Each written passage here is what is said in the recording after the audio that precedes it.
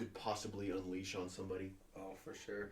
Like, do you have that? Like, I have demons inside me that, like, if I actually unlocked that box, Yeah, I might snap someone's neck.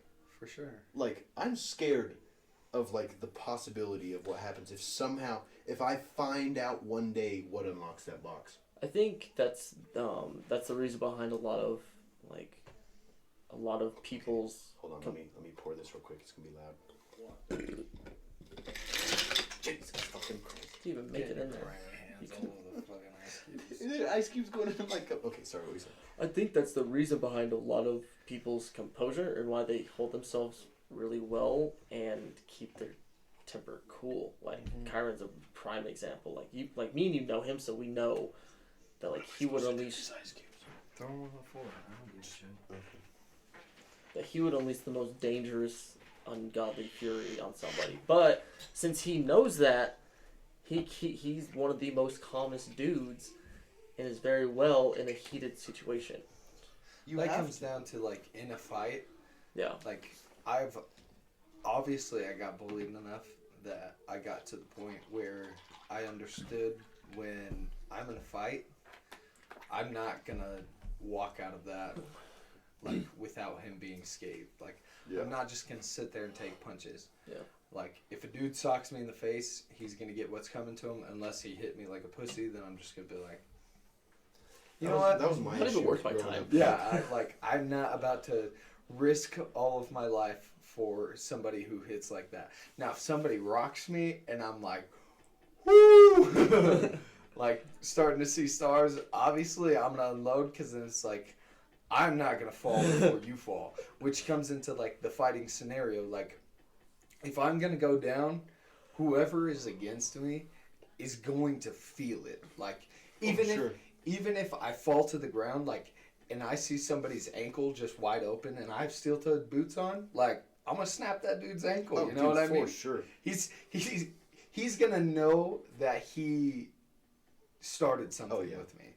But that's like one of the things that they kind of teach you in boot camp is like, okay, you're going into a fist fight, you're gonna get punched. For sure. And that was a huge wake-up call to me. Because, like, in my head, I would do, like, Superman shit. Yeah. Or, like, I jump off a rock and I'm just, like, flying 30 feet. I'm all, bam, one knockout. Girls all over me. I'm like, oh, you're in a fist fight. You're going to get rocked. You're in a knife fight. You're going to get stabbed. Yeah. You're in a gunfight. You're going to get shot. For sure. It's going to happen. Absolutely. If you don't get shot and you're in a gunfight, you got lucky. Yeah. Like, Which kind of brings me into, like, how people were raised. So, like, if you have brothers, you obviously... walk in, brother.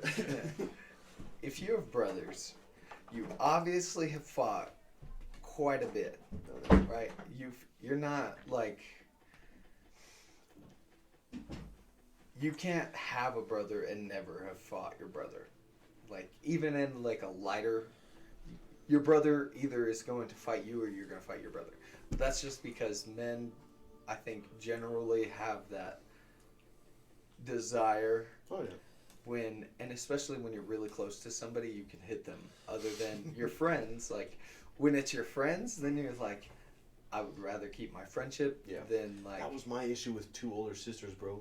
Yeah, you're telling me, man. They just beat the shit out of you, and then you're just like, okay. Oh no, me and my sister we beat the shit out of each other. But that's what makes a really good fighter. So when you get into a fighting aspect, like,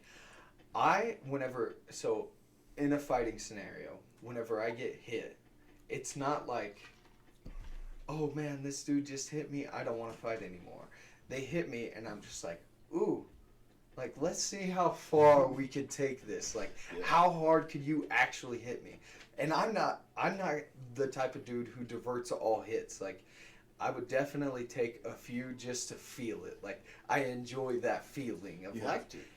And it's a little psychotic, but you kind of have to. It is. Well, because you almost need to, like, train yourself to, like, be more resilient. That's why whenever we talk about fights, I've been in a few good fucking scraps. Like, my nose is fucking blood. My mouth is fucking blood. Yeah, I've woken up with blood, like, fucked up eye. And, like, if I were to get in a fight, like, now, it's been a solid, last one was 2018. I got the shit beat out of me by a couple security guards, but I was blacked out drunk. That doesn't count. But my usual first go-to, if I were to get into a fight now while I'm sober, I would let the dude punch me first. So then I get that immediately out of the way. Yeah. So then That's because if you're that's just a sitting good there like, fuck, is this like Is he gonna hit me? anticipating? If you Yeah. that anticipation is inducing fear, and you're like putting all these different scenarios in your head, get it out of the way, and then You can't even be like, come on, hit me. You just gotta like, Yeah. all right, let's fight, and then let him hit well, you. but also if you, it's also like very Nah, dude, tactical always swing still. first. Like if you like You gotta tire hit me, him out. motherfucker, and like if you put that fear in him, like you're putting like Oh no, that's a checkmate and a half. yeah, dude. Like if someone pulls a gun on you and you're like, you like walk up to him and like put it to your forehead, you're like, let's go. Yeah, I don't know. You either accept the fact that you're gonna be scrubbing my brains off these walls, or you put the gun down and we can figure this shit out.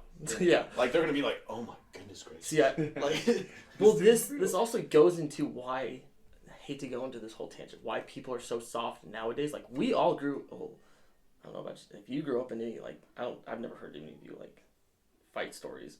But like I know oh no, I him and didn't. his I didn't fight until after the Marines. yeah. So like I he grew. talked my way out of shit. I just got punched. I know he grew up, and especially with his family. Like I'm sure you wrestled your uncles and everything. Like me and Brett used to beat the crap out of each other. I got my like we were in fights in middle school. I will say, in the basement, we scrapped. pretty Oh hard. yeah, we did scrap. We choked we would choke each other out to the Yeah. point where like we're purple in the face. Rough. Yeah. So like, that's why I liked hanging out with them though. Cause You- like with my sisters, what kind of sucked is like when I was like 12, 13, like they were screwing with me one time, and I just reared back and socked one of them, and then both of them were like, nah, we're done. Oh shit. Yeah. She was messing with me in the kitchen, and at this point she was like a foot taller than me, but like we weighed the same, and I remember I had to punch up so hard. And I was like, wham! And I hit her in the shoulder. I didn't like give him the face or anything. Oh, I hit her in okay. the shoulder. Damn, dude. And she was like, and she just like held her arm, started crying, and like looked at my mom and was like, "What you think was gonna happen?" Like that's what my mom said. You need like, I would trust a guy more who has losses under his belt compared to a dude who's like won every fight Yeah. and hasn't tasted anything. Because when he gets his ass whooped, it's gonna Yeah. affect him for like a Like year. he hasn't like. Yeah. That's where a lot of this can go into the whole fucking like success failure thing. Like Yeah. where a lot of people that are successful, they're only successful because of their failures, because that's where they learn from. It's the same thing with fighting. And I will say psychologically and physically, I had pretty much all losses until I got into college. But there's definitely something to be said, like, given this, my brother, like, I beat the shit out of my brother all growing up. Like, he caught full haymakers from me at any given moment in time. And That's not why like, not like I would shoulder I'd punches. Never fight them. I would know. like actual like hey. I'm Screw glad. you. I'm glad I'm fucking on your side. I just want to say that. But like, Are when we you? used Are you- when we used to fight, it wasn't like, oh, I'm gonna punch you in the stomach and like you're gonna hurt from it. It was like, I'm going to knock you out cold if you feel my knuckles touch your cheek. And it would just be like these freaking solid haymakers, because I knew if he hit me, it wouldn't hurt as bad as me hitting him. So it would just be these all out brawls. Like, we would destroy each other in all of these fights until one day, then you'd like swing a full-blown haymaker and you even feel it, like you had that back foot set just right and your whole body's coming into it, and you're just like, you are going to get the lights knocked out of you, and you just rock him and he's like and you're like, it kind of like sets a little bit of fear in you, like, that Yeah, was- dude. Oh my that god. was everything If somebody I fucking had. is Especially when your laughing, brother is your brother. that's why. Did you have to learn to laugh shit out? Well, yeah, I've. Because it creeps people I out. didn't real. I mean, I've tried to develop that in my brain, but I didn't notice until it came out that night. I got in a fight at that bar in California. They showed me, my buddies showed me videos. I was laughing with fucking blood on my face, and I was like, you guys are fucking pussies. I'm like laughing on the ground, dude, after they beat the crap out of me. And it was just scary. I was like, that's fucking scary. Like, scared the shit out of me. Yeah. And then To see But- yourself like that. it's also dangerous, man. Like, it's like with a dog. If you beat the shit out of it enough, like, it's gonna become immune to it. And we have a friend who we accidentally made that fucking mistake with. And you know who I'm talking about. I don't want to say his name, Yeah. because I don't want to give him that fucking clout. He still He knows who it is. He still feels it though. He fucking, like, if he ever sees this, like, he knows we're fucking talking about him. He's not the toughest guy, but he now can fucking I take know it. for a fact I've hit several of my friends with like a really solid hit. Like I broke my best friend's nose one time by accident, and that dude straight like pushed me away and was like, "We're not fighting. This isn't worth it." Good for you. I think I'm the only one you've never But I touched. felt like that was Oh. I felt like that was a really ballsy move, like, cause then it realized like everything set into my head, like I just socked my best friend in the nose, like I don't want to do that. I don't want to It's hurt fucked. him. Parent almost killed me with a spear one time. A spear? Yeah.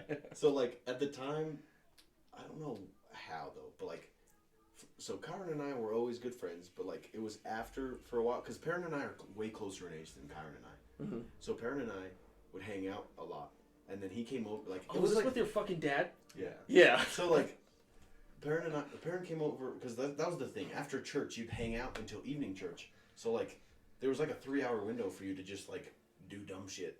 And so, Perrin came over one time, and we found some yuccas and made like legit ass spears. And like Perrin and I were like, yeah, these are like kind of good. Were you weighted. just like shave the top, or did you put No, something we on? like put some shit in it. Like, it was like a legit spear Oh, that like alright. could have fucked some shit up. And like, okay, so I'm gonna be real honest with you.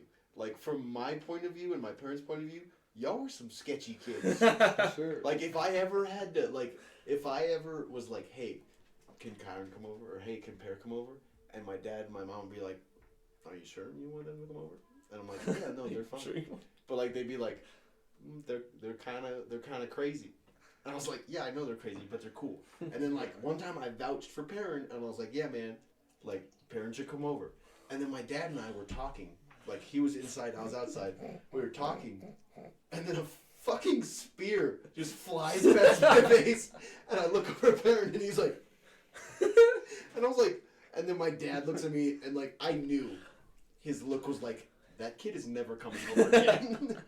Did he ever come over again? To be I don't think he's been at the house since that point, to be honest. so, when we were kids, we used to cut yucca sticks off and throw them at each other. That was like That was the thing to solid, do. normal thing. We also put like tennis balls over top of arrows, and like even took our compound bows in the backyard and just railed each other with arrows. Dude, airsoft. We used to airsoft with BB guns. My buddy got I a caught BB. one in my mouth one time. Kyron was there. Yeah, my buddy caught a BB in his eye, and it lodged on the inside of his eye right here, straight shot him in the eye with a BB gun. Dude, And then we had to run inside and have his mom take the BB out, and then we got sent home. Cause my other cousin from we my got sent mom's home a lot. from my mom's side of the family played a fucking psychological tormented game that I think about to this day. I went over to his house. I used to go there all the time, and he's like more redneck and cowboy and southern than the rest of my family. And I went over there one day, and he's like, "Yeah, I set up the whole backyard with all these booby traps." And I was like, "Yeah, right." He's like, "No, look it." And I would like notice like little different things that were different about the backyard, and I was like, "Okay." And then he's like, "Yeah, grab this," and he threw something like. He just kept saying shit, and it just kept going in my head, and I was so terrified, dude. I'm pretty sure I fucking cried and just left, but because I just kept believing, dude. He was like fucking with me hard. He's like, "Don't touch that. Nope. Don't touch that. Nope. Don't walk on that hill. Oh, you're getting close." And I Because was at just- that point, like you don't know your any- childhood self has such Yeah. a big imagination. exactly, dude. I didn't know if he was lying or not, little fucker. But this actually, it's funny because this all comes down to. It's fucked up to say, but I feel like kids don't get bullied enough anymore. You know what I mean? Oh, I was gonna say anymore. I was like, I definitely got bullied. No, anymore, and that's why they are the way they are today. Like people aren't getting their ass kicked enough to like. Yeah. Yeah, there's not. put them- there's keep not them that in check. challenge. Yeah. There's no Iron challenge. sharpens iron. Yeah. So if you're rough Exactly. with somebody, like in my case, if I'm rough with my brother, eventually my brother's gonna feel it, and then he's gonna feel on top of the world because he's like, I have taken a big ass dude's full face rock. Like, I want to see how big of a dude I can take a face rock, and then that became like his kind of thing. Like, and I think that's where a lot of driven from the scenario when you feel inferior, so you pick the biggest dude to pick a fight with. Mm-hmm. Most of the time, the biggest dude's not gonna start a fight with you Right. because they have nothing to prove. Yep. No. They're like, I'm here, I'm hanging out, I'm having a good time.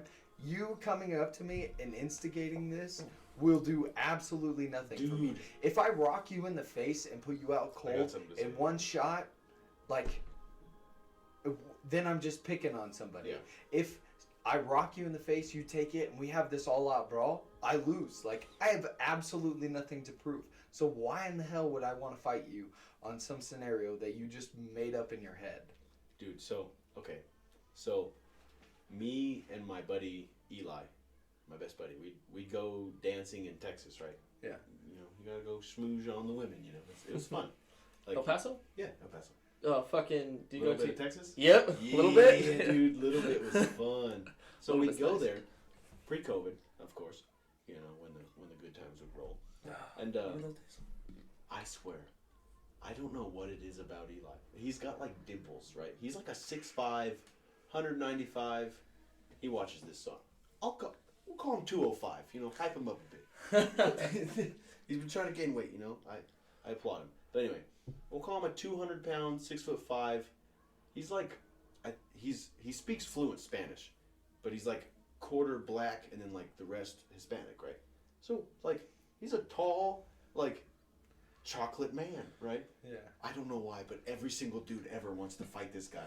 I wanted to ask, like, I'm not one of the bigger dudes out of my friends, or like I don't think I'm a big dude at all, so I've never had the experience, but what I've noticed is, like, at bars, especially country bars, they always want to start fights with the bigger dudes. Exactly. I don't understand why. This guy gets he gets swung on, like, all the time. And, like, I'll be there, like, big-ass corn-fed dude in my overalls, and he's all, Miles! And I come running over there, and then, like, for a while, my buddy, or mutual buddy, Jamin, and me, Jamin was the starting center. He was a captain of the football team for MSU. Jeez. He makes me look small. He makes me feel small. Yeah, Jamin is absolutely ginormous, and he's like an athletic dude too. He's scary. I would never fight Jamin. Maybe. I'd fight Jamin, let's be honest. But anyway, so he's a big dude, and then you got two corn-fed boys running over there whenever Eli's getting swung on, and then like the 5'8" little Mexican dude that's swinging on him is like, oh shit, Yeah. me and my fucking 6 friends aren't gonna be able to take these guys. Like, they outweigh all of us. So it was so satisfying but then it kind of sucked too because we never got to fight. We'd just walk up there and they'd all be like, oh crap. And I was like, come on man, someone swing. Like, I had so one of my friends in college, he was our heavyweight. And this dude was an athletic heavyweight, like what you're saying. This dude could straight up do like that Wilcox kid that like cradled kids heavyweight. Remember that guy, senior year? Yeah. Do you know who that is, though? Isn't it Ben? He's the one who got hired on as Benson's head wrestling coach. Ben, But he right? backed out, yeah. So Wait, what? this dude was even bigger than him. Like, he was gigantic. He looked like a bodybuilder, but had like a little bit of a gut. He could straight up do backflips, back handsprings. Oh, I Like, can't this do dude was massive and athletic as hell. He was so flexible. So we're at a party one night in the cornfields of Iowa. And so we're at a party. Cops come rushing into the party. Everybody freezes. And this kid is standing in the middle of the party. Everyone starts running. He's got more gravitational The pull. cops who attacked him, he was the first one to get hit, right? He was like, 2 cops came at him directly. As soon as he went to turn around, like, charged him to tackle him. One of the cops grabs a hold of him. This dude straight up over throws him. Right over, like, Cow catchers his ass. yeah, souffles this dude like you were slinging a freaking steer over top of his body. Just whoom, throws him, and not just like throws him into a wrestling style where you go for a pin. Like, let's go when he gets to the backside. So this cop goes flying through the air. Obviously, the other cop that was with him in the charge instantly pulled out his taser. That's the smart cop, dude. We're not That was gonna the smart That's one. a good cop. Yeah, that's a good cop. Whenever you realize, you know, not gonna win this. Choose your fight. battles. Yeah. Choose your battles. Like maybe not. he's a really good wrestler. So like for a cop to just full on bull charge this dude was ballsy as hell. He was also the biggest dude at the party. So like So the cop was thinking, if I take this guy down, everyone's just gonna stop. Yeah. Yeah. No. Except he got launched and ended up breaking his pinky. Okay, but honestly, real quick though, I respect cops to the most fullest. Okay, like I would never. Oh yeah, we're huge. I'd never. on Blue Line. I'd never disrespect him. But if I was at a party, been hitting the sauce a little bit, and someone charges me, I'm not gonna be like, "Is this a cop?" I'm gonna let him like tackle me. Yeah. I'd be like, "Oh, who the hell?" is-" You know, like I would act. We're going head to head. And then I'd figure out who it was, and I'd just like, I'm sorry, man. Like, just Could you hang up. imagine- That's exactly what happened. Like he realized after he just straight freaking sent this cop flying, he was like, "I'm so sorry," and like puts his hands up and he's like, "I didn't mean to. Like I didn't mean to." Just a reaction. It's I'm a wrestler. I'm instinctual. sorry. It's under his knees and he's like, "I am so sorry. Like I truly did not mean that." Could you to imagine that happen." conversation in the cop car? What are you doing? Yeah, See how big that motherfucker was? What? Your In your taser gun. head made you- Yeah, this is the plexiglass. They think it's closed, and they're like, "Do you see this big corn-fed motherfucker in the back? You just charged him." And he's just sitting back there like, It's "Yeah, bad. that was a bad move." God, that was a fucking bad move. Don't tell my wife. He's all living in the car. He gets in the car. He's like, He's shut like, the door. "Why would you charge that guy? Just get in the car." We never talk about this again. For real. Like you have a taser. You were given a taser for a reason. Like He's all, "This is my moment." I'm gonna take this dude out head to head. Like come to find out he's like an all-American wrestler and just like acts accidentally, instinctually and just sends you flying. Sends you into orbit. I actually had a match one time, and it was literally in the tournament that I lost 3 of my matches my senior year. Otherwise, it would have been undefeated. But I wrestled this kid, and his coach had hyped me up a ton. Like my dad had even overheard it and was just like, "I think you're actually in this kid's head because like the coach is like really talking about you. I just won my state championship." So this kid comes out like an animal. Like an animal. That's Like not always the best way. we were barely even wrestling at that point. It was more of like a strength match. And like I wasn't like I wrestled 182, but I also cut from like 205, so like I was a pretty decently you were lining, yeah. big dude, yeah. So we start wrestling and he's just like grabbing me like all crazy. In the first period, I had 1 takedown. I choose bottom. I come out like a wild animal as well because I was like, I don't know what this dude's gonna do. That's your nature. I break away and I'm like sprinting. We're making a circle around the mat. Like I'm full on dead sprinting out away from this dude. Was this your 'cause senior year? He's chasing me, yeah. Okay, I think I remember this. He's This chasing was me. wild. So I turn around and this dude's still chasing me. So I like buck up, boom, underthrow him. And when I underthrew him, like obviously I pulled it not from going straight ahead to the side and like boom, slammed his whole body on the mat. And in the gym, it echoed. Like Damn. I heard it for a solid 1.5 seconds when he hit the mat. And I felt so bad because it like I felt his air just like out of his body and he wasn't breathing and I felt really bad. So he got pinned really fast, obviously, from that. Oh, then I got back dude, up, that shit just and I was clicked. like- I remember that, bro. Yeah. Oh my goodness. I was like, It was hype as hell. Let's be honest. I even apologized to him because I was like, I am so sorry. I should not have hit that throw at full force. But like, in the moment, he was charging me, and I was just like, reaction. Whoom. And he was a big dude too. He was freaking jacked. Yeah.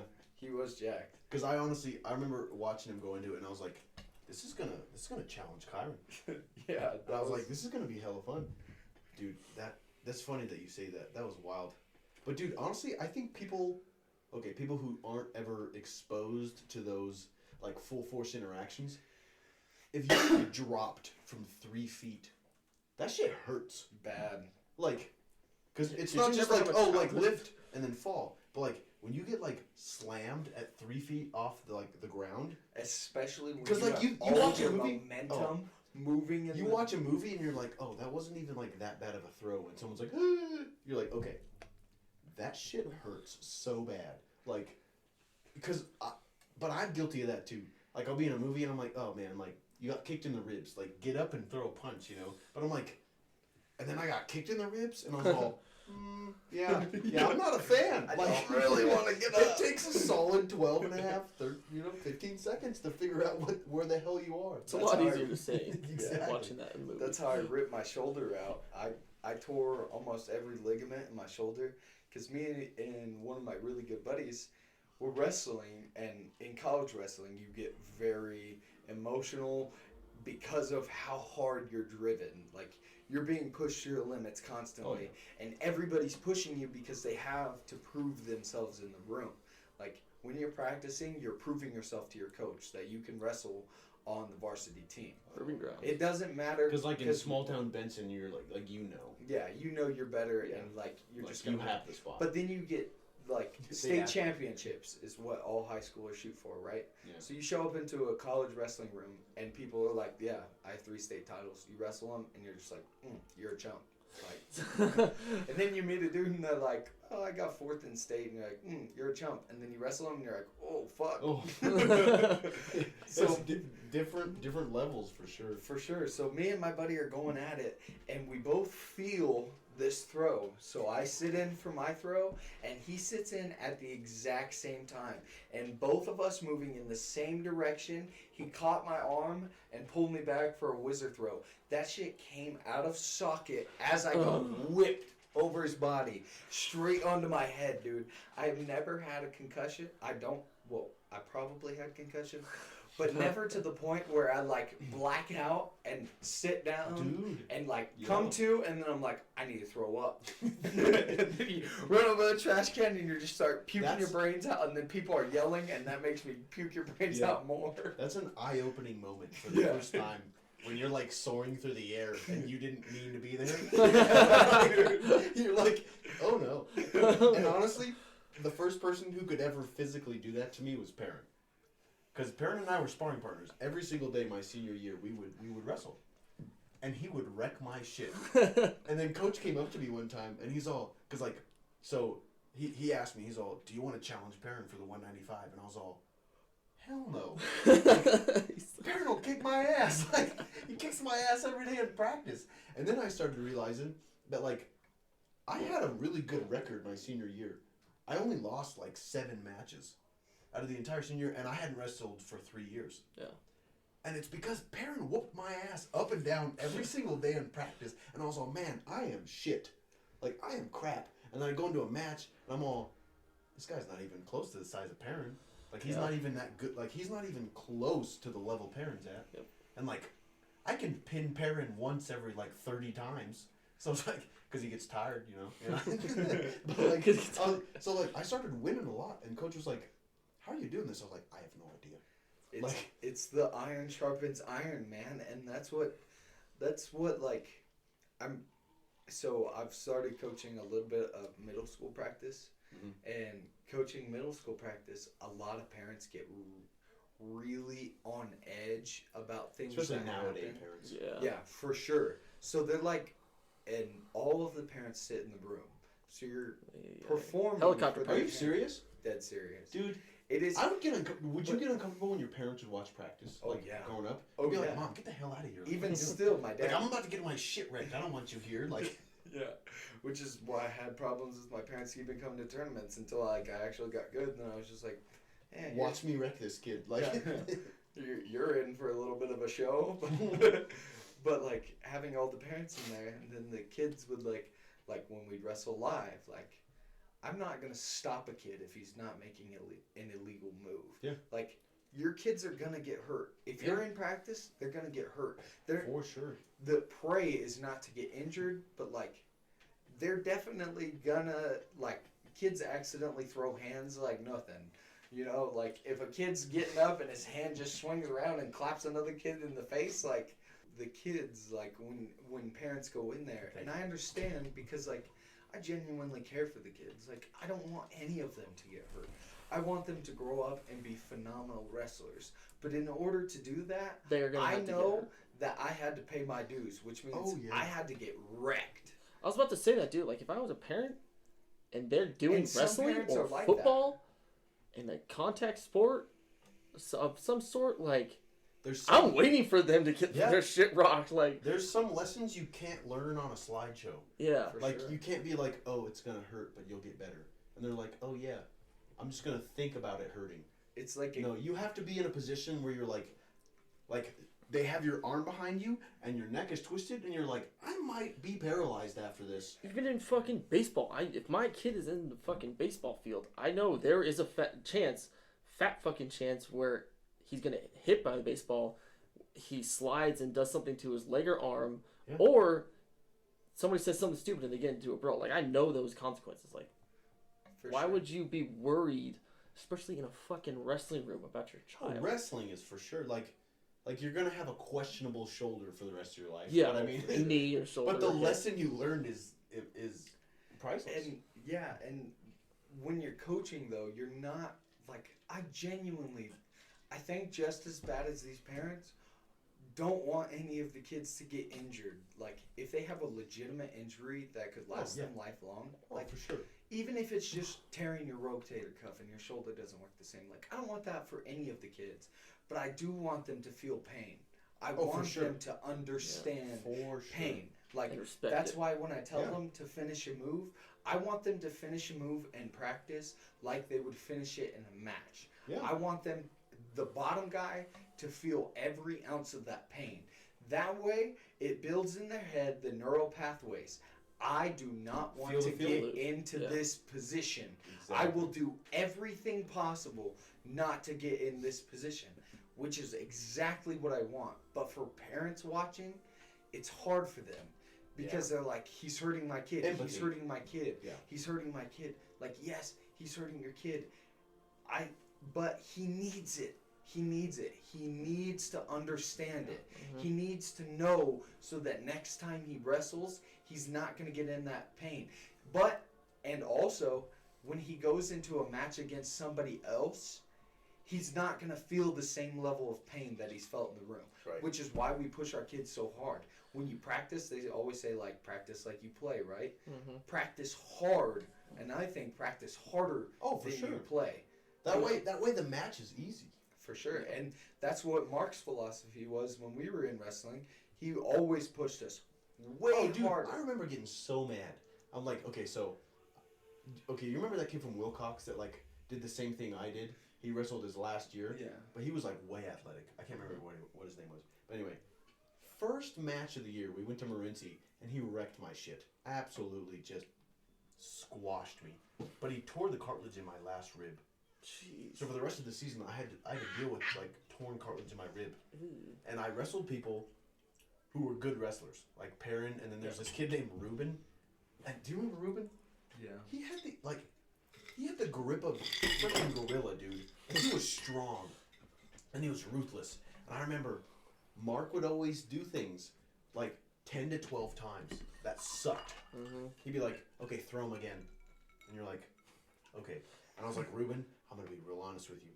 You're not gonna have a sparring partner if you do it full force again, because I'm gonna pass out." I was like, I can't breathe when you cinch on my ribs like that. Yep. But then I was thinking of, like, now that I think about it, I was like, I needed to be exposed to that pain, because I would get into matches to where like they would full force like wrap their shit around me and pull, and then like I was really glad that Mark did those things, and then Ruben would also do those things to that extent, and also Perrin, because like I would know what to expect. Yep. Because and that's what I agree about Mark's philosophy is like, if you think, and also your haymaker thing, like getting punched in the face, like if you're like, oh my gosh, this is gonna be so bad, then that ain't that bad. It's like it's an intolerant. Yeah. It's a And then you're tolerance like- and endurance thing. And then as soon as that happens, you're like, oh my gosh, I'm gonna wreck this dude. Yeah.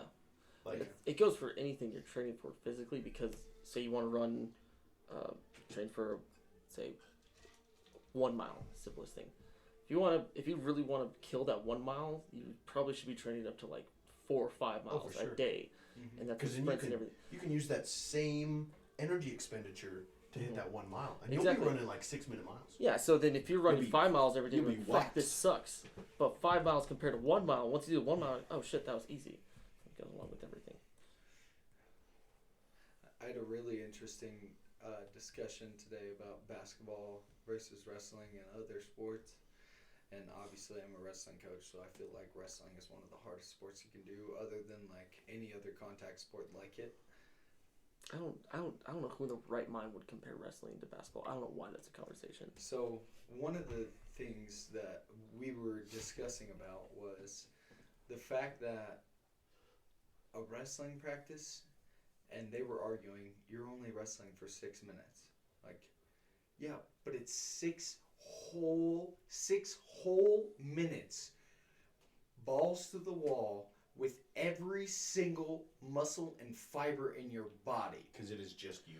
Because you can't train for like 3 moves that are gonna happen. You have to train for several moves that you don't know what in order and what pattern or order that's gonna happen in. And in basketball, you can coast for like 3 plays, and you'd be like, okay, like I'm not gonna tired. discredit anything from basketball because Oh, no, running there's- up and there's down ton the of fucking lessons. court is that's a lot. There's a ton of lessons to be learned for Yeah. sure. Yeah, we Like used to playing warm up basketball. with basketball Yeah. practice. And you because can look it's like a so much fucking running. Dude, idiot with the basketball Dude. in your hand. So like it takes a lot of coordination like too. once a month, Mark would let us play basketball, and wrestlers playing basketball. That's a Dirty. funny thing. You could sell tickets to that shit, bro. dirty.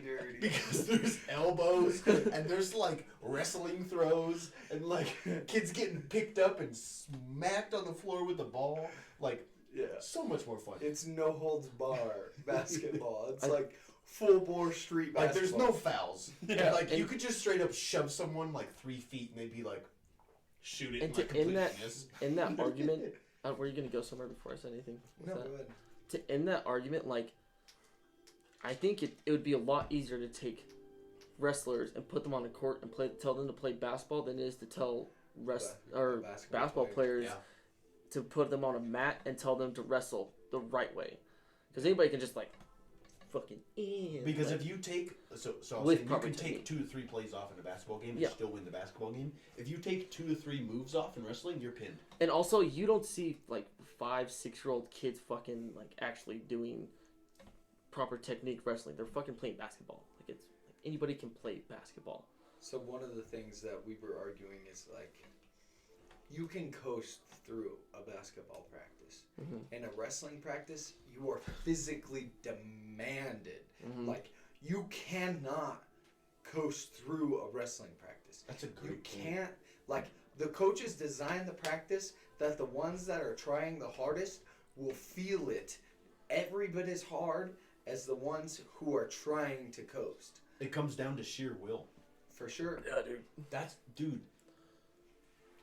Well, I I mean, never thought about that. well, That to is be a fair- great point. to be fair, I feel like this is a good point to add. In wrestling, you're really relying on yourself. When basketball, you are relying on your team. So like the will part does get diminished when you're relying on other people too. Yeah, I will say like, it's cool to win a tournament as a team, but For like sure. you really care about whether or not you Yeah. win your personal match, because that's your only responsibility.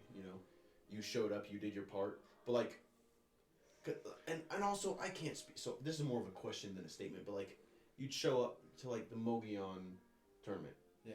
We'd show up, and then like if you won, people would be like talking to you, and you're like, oh, that's great. But like if you won as a team, you're like, yeah, like cool, that's cool, yeah, like we won. But it kind of only matters if you won as yourself. For sure. Because that's who the individual keeps looking at. Yeah. You have nobody to turn to It's in your that reputation. scenario. Yeah. Like, I'm not saying that any wrestler should just disrespect somebody else's sport. Oh, for Yeah, sure. no. Like, you shouldn't just walk up to basketball players and call them pussies for playing Most of them are. basketball. Like, Turn into LeBron if James, you but enjoy basketball, do what you enjoy, for sure. I'm There's just tons saying, of lessons to be learned in basketball too. It's Yeah. just as well. That for can't be sure. learned in wrestling, but like still, Yeah, because you have to work as a team there. yeah, you have to function So that's very something- well at yeah. at a team aspect. I think even more than even football. Like Oh, yeah. football, if you have a good 5 or 6 guys You can on carry the it. same page, they can carry the rest of the team Yeah. through. Whereas basketball, if not all of the guys are Yeah. working on the You same can maybe page, have one, but other than that, yeah, it's gonna show. yeah, Yeah, no. If everyone's not accountable on that team, if I didn't mess up, you messed up. Whereas in wrestling, you're just like, this is what I fucking did wrong. Blah, blah. Well, Yeah. I guess a wrestler could be like, this wasn't me. This was my coach. Like he didn't teach us this. No. I don't know. I've never actually wrestled, so I'm just trying to like. there's play no both way cards here. because so in all of the coaches that I've had, and even me in my coaching techniques, I'm teaching kids. And one thing that started me off a few years ago, and when I started coaching, was especially after college, like I can teach extremely high caliber moves that demand a lot of core strength, a lot of balance, a lot of understanding that you could hit in a specific time frame that will win you a match, that you can straight up pin somebody off of. If all the stars align and you catch it right, you can pin somebody. And once you feel that scenario, you can almost hit it every time as long as somebody doesn't have that counter. But when you start teaching those higher caliber moves, this is what scared me. Was, am I going to teach new wrestlers these high caliber moves? And for part of it, I was like, no, they shouldn't know this. But at the same time, I want them to have it in their arsenal, because that might be the defining moment. Yeah. Which I thought about all of my coaches before. Like, this is way above what I know. Like, why would you even teach me that? Yeah, no, that's a good I point. would teach you that for that exact And then you hit it in a match, scenario. and you're like, holy shit. Yeah, like this legitimately works. Like one of the kids we wrestled with, he hit a spladle on a dude who demolished him and pinned him in 15 seconds from it. That dude, ever since then, was the spladle king. For sure. And should he have even known what a spladle was? Hell no. Do you actually need a spladle in a high school wrestling match? Like, no. Do you need to know a high I flyer feel- at Granby? No. No. I feel like that's where Ross excelled. Yeah. Is he knew he had an absolute arsenal of these wacky ass moves. Like I saw Ross pin a kid, and I don't know what it's called, and you'll know what it's called as soon as I say it. It was in a state match too. He like the like reverse cradle, like with his legs. Mm-hmm. Yeah. The leg cradle. A leg cradle. Mhm. Okay, cradle is when you like grab someone's Yeah. like inner thigh and their head and you pin them. Mhm. Ross did that with his legs and pinned this kid. Because he But had... Ross made it an art. For sure. It wasn't just like like step 1, step 2, step 3. Ross was like, how can I make it pretty?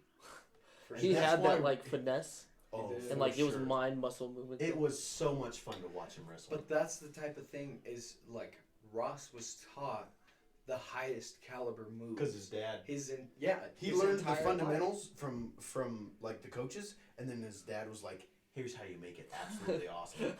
Like, because his dad was stupid good. life. Which, as a coach, in any sport, you want to teach as much as you can and drive everything that you can into your players' heads.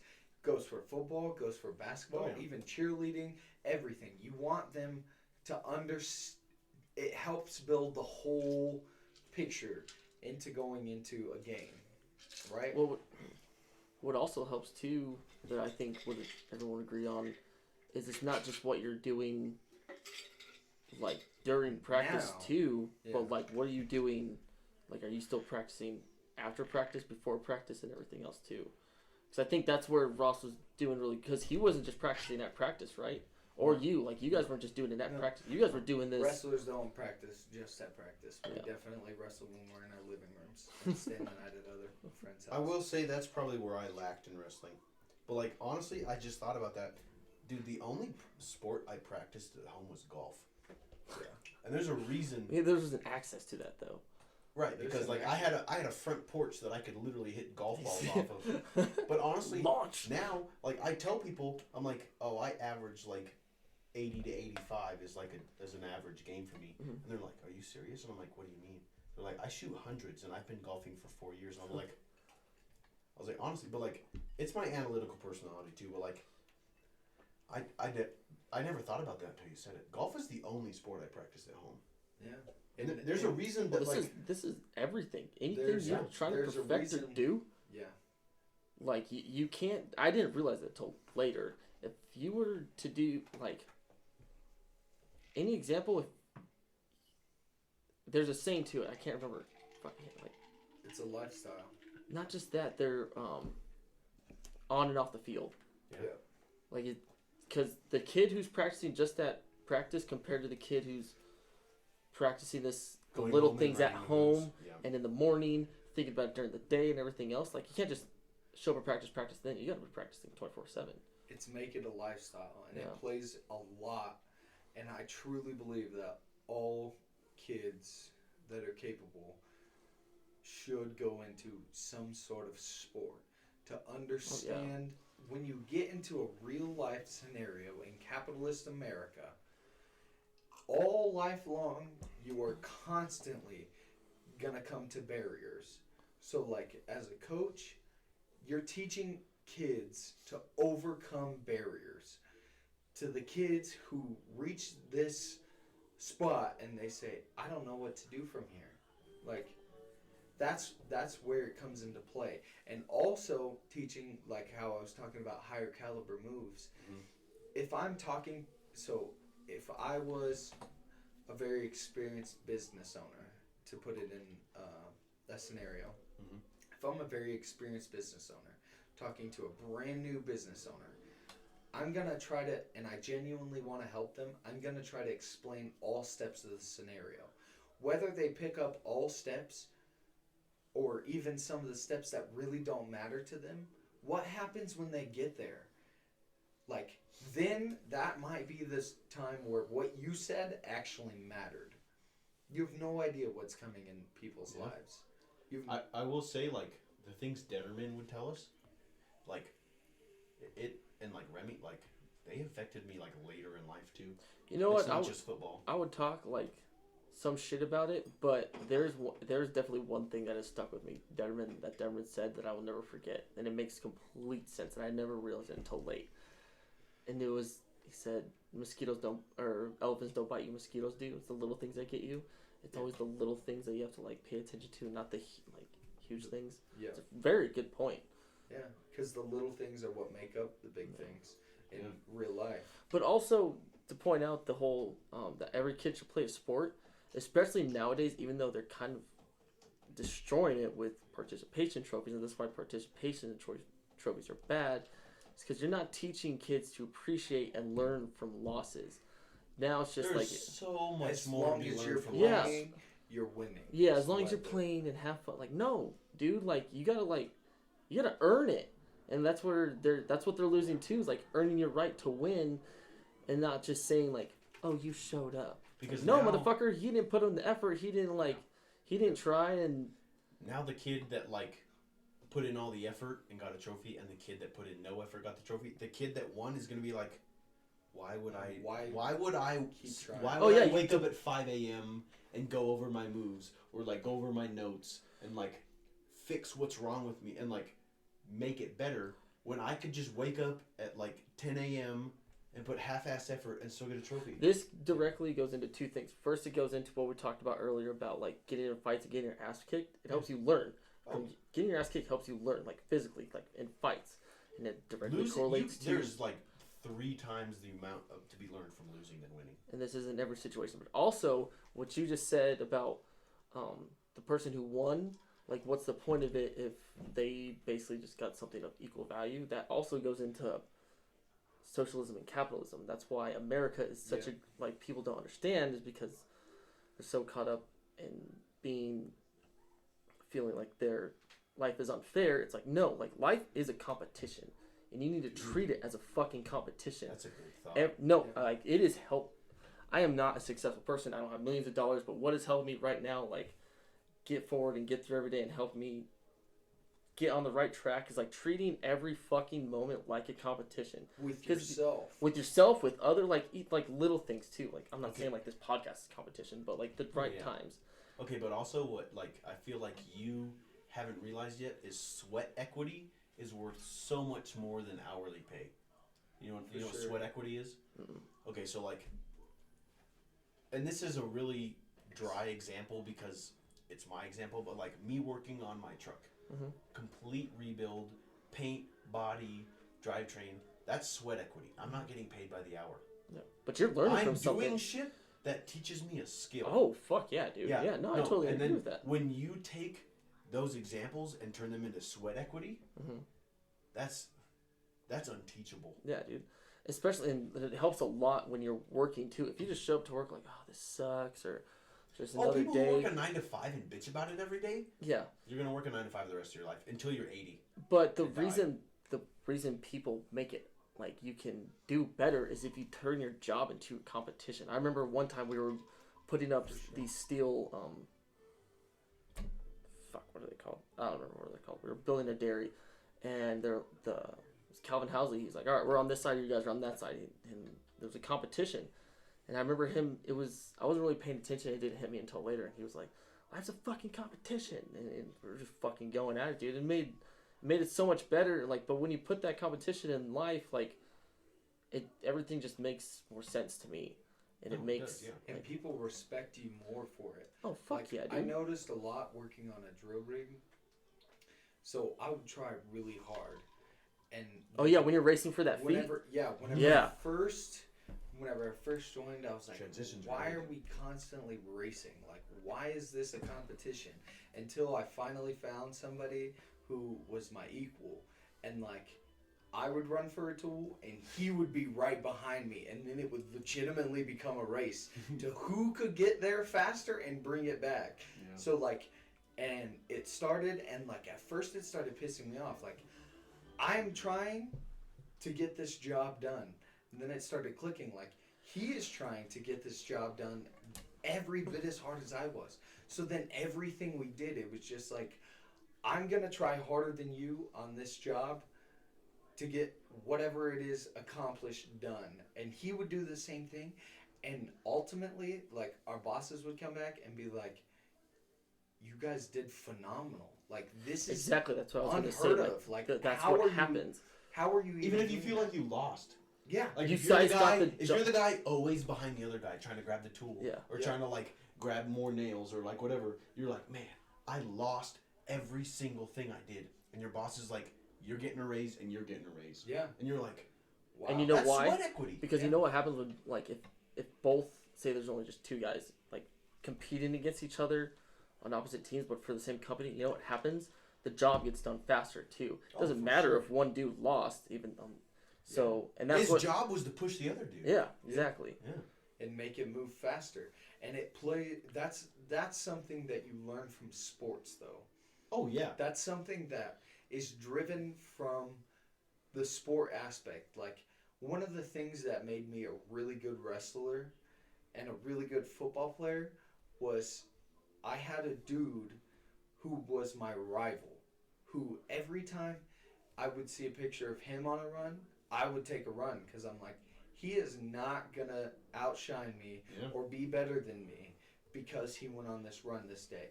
I will do the exact same thing that he did and do it even better than he did so that I could put in the exact same amount of time as this guy. Because what had originally happened was he was a phenomenally better wrestler than me. And when I first started doing it, we really butted heads because, like, if I would pass him in suicides or pass him in run at the beginning of practice or whatever, he would get angry and then we'd end up full bore fighting over this situation because he wanted to be first so bad and I wanted to be first so bad. But ultimately, it pushed both of us to run so much faster. So by the time we even got to the finish line, it was like we would look back and wait for everybody else because everybody else is just so focused on themselves and like Just getting through the workout. Yeah. making And that's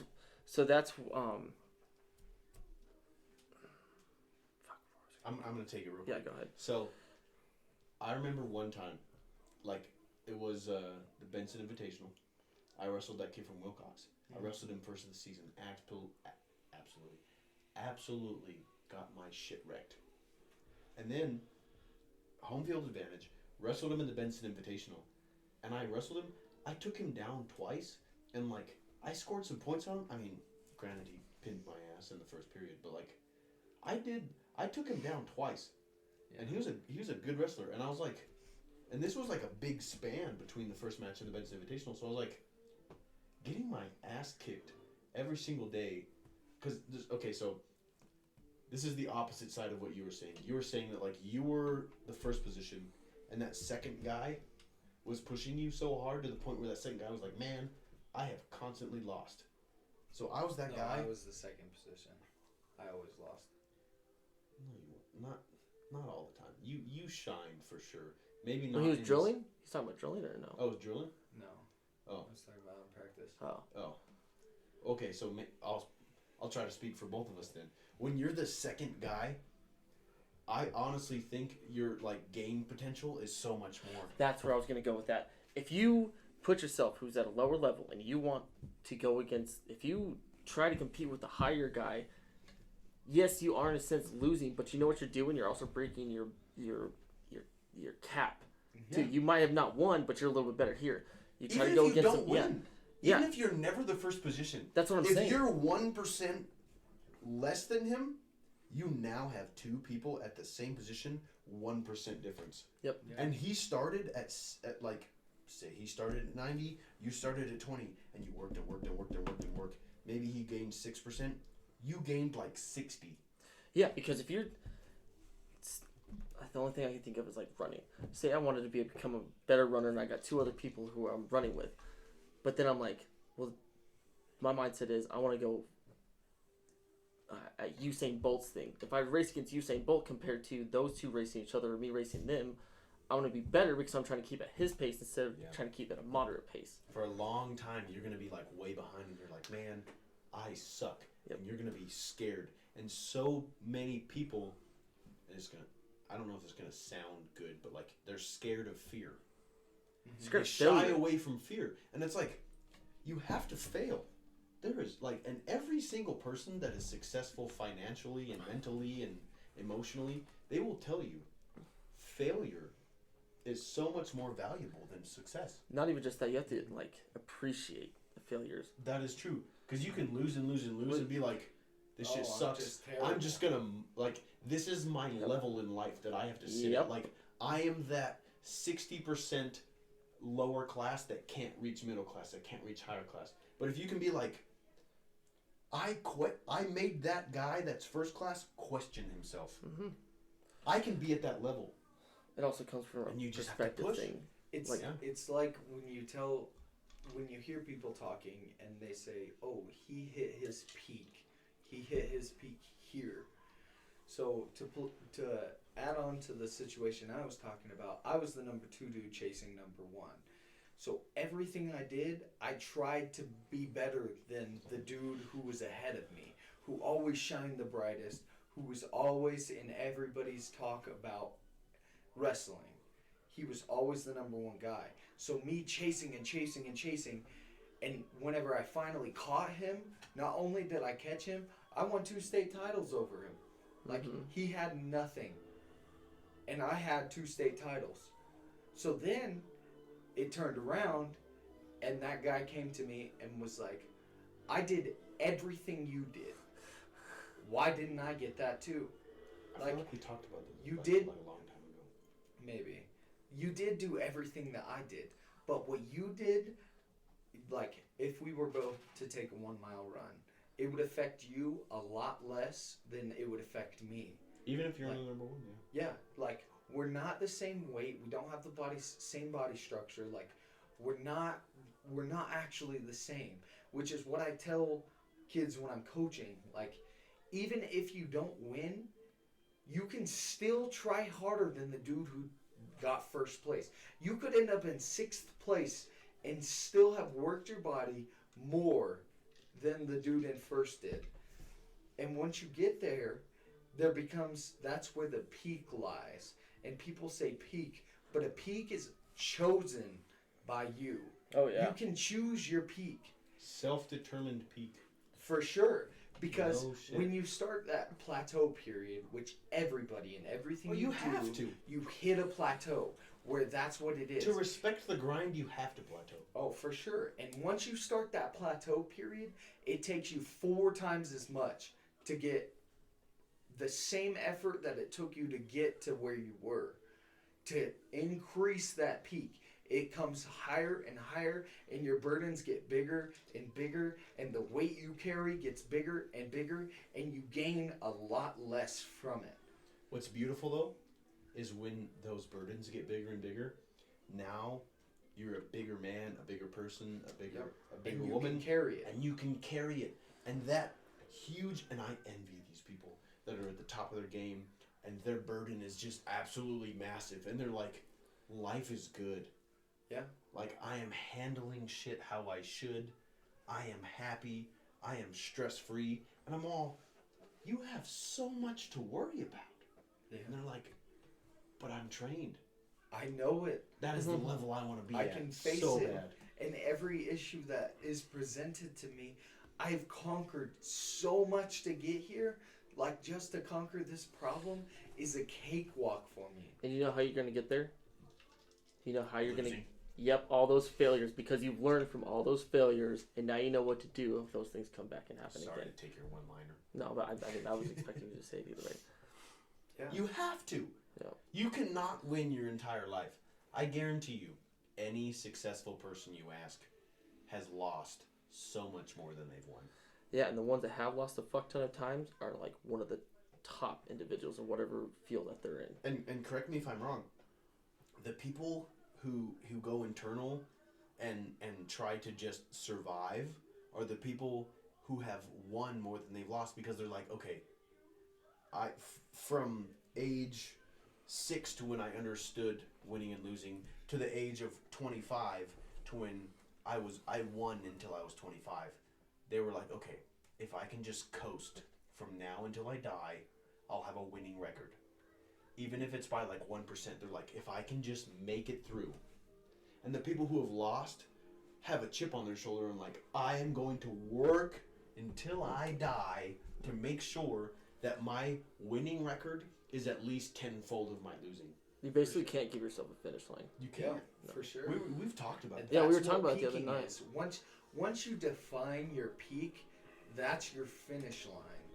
And even if you hit that peak and you're on the backslide, you can still determine whether that was your peak and you're just gonna roll downhill from there, or if you're gonna crank it up a notch, kick I it was into gonna say- gear, and move past it. I was going to say, the most successful people in life peak multiple times. For sure. And the unsuccessful people are like, "Oh, That's why man, I don't believe peaked, that- I peaked soon. That's why I don't believe in that there's like a top point or like a peaking. Like I literally think that like at least physically, and maybe this can go like financially and everything too. Well, that's why a lot of people that are financially successful are successful because they keep going after higher amounts of money. And I think Dan Brazilian explained that. Even though I don't like that guy, he explained it very well. He's very But- questionable to me too. Yeah, I but respect him. I liked how he explained his money aspect. I'm pretty sure he might have gotten it from somebody else. But anyways, It doesn't matter. I mean, I get so Yeah. much shit from some other people. where was I going with Dan Brazilian, money, success, peaking. Oh, like Thomas Edison, dude. Perfect example. How many, when they asked him, People He- believe that Thomas Edison is a president, and that's hilarious. really? Yeah.